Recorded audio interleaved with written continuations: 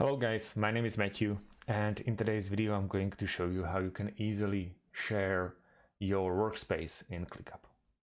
It's pretty easy and pretty self-explanatory, so follow my steps and you'll be able to do it in no time. So first things first, we have to log in into our ClickUp account and we will find ourselves in our workspace. So here we are.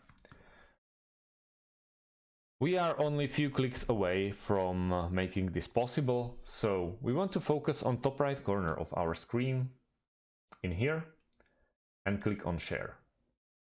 It will take us into this pop-up window. We can invite by name or email or share this view as a single view. We have private link, we can turn on public link.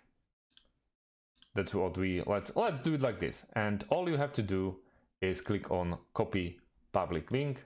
You add a new window in your web browser, Control U, and you see that what we are having here. So obviously this is only for read. So you can't actually make any changes unless you are a member of this board. But if you are not, you can just overview or overwatch over this link or this whole stuff that you find yourself to.